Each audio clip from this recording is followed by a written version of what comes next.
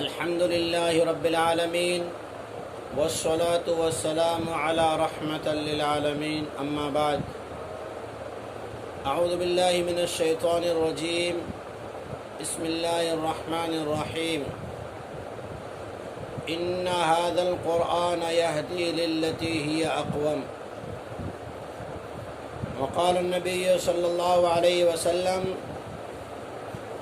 خيركم من تعلم القرآن وعلمه صدق الله العظيم وصدق رسوله الكريم۔ عزیزان ملت اسلامیہ، اللہ تبارک و تعالیٰ نے تمام انسانوں کی ہدایت اور زندگی کو اچھا بنانے کے لیے، زندگی میں سکون، راحت، کامیابیاں لانے کے لیے قرآن مجید نازل فرمایا۔ یہ قرآن مجید وہ کتاب ہے جو تمام انسانوں کے لیے ہے، یہ خاص مسلمانوں کے لیے ہی نہیں ہے۔ اسی لیے اللہ تعالیٰ نے فرمایا کہ بے شک یہ کتاب ہدایت دیتی ہے جو ہدایت حاصل کرنے کی نیت کرے، ہدایت حاصل کرنا چاہے۔ اسی لیے نبیوں کے سردار، نبیوں کے امام، رحمت دو عالم محمد مصطفیٰ صلی اللہ علیہ وسلم، جن کی زندگی میں کسی بھی مذہب والے کو اشکال نہیں ہے، کوئی غلط فہمی نہیں ہے، ان کی زندگی ساری انسانیت کے ہر مذہب والے اچھی مانتے ہیں اور اچھی سمجھتے ہیں اور اس کو اپنانے کی کوشش کرتے ہیں۔ تو سچے نبی جناب محمد رسول اللہ صلی اللہ علیہ وسلم نے فرمایا بہترین کام یہ ہے کہ قرآن سیکھے اور سکھائے۔ تو قرآن سیکھنا سکھانا اتنا افضل اس لیے بتلایا گیا کہ قرآن مجید میں زندگی کے بہترین بنانے کی تعلیم ہے۔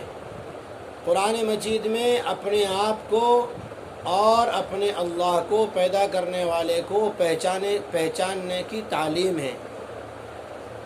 اس لیے قرآن مجید کی تعلیم پر زیادہ زور دیا گیا، اور قرآن مجید ہی وہ کتاب ہے جس کی ایک مثال بھی، جس کے مقابل میں ایک آیت بھی، جس کا ایک سلوک بھی بنانے سے انسان اور جنات سارے کے سارے عاجز ہو کر ہار مان گئے۔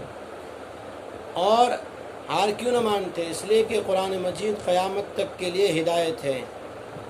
اس لیے آج کے دور میں جیسا کہ احادیث نبویہ میں آتا ہے، صحابہ کرام نے کوشچن کیا، سوال کیا رحمت دو عالم محمد رسول اللہ صلی اللہ علیہ وسلم سے کہ جب دنیا میں فتنے زیادہ ہوں گے ہمارے بچاؤ کی کیا صورت ہوگی؟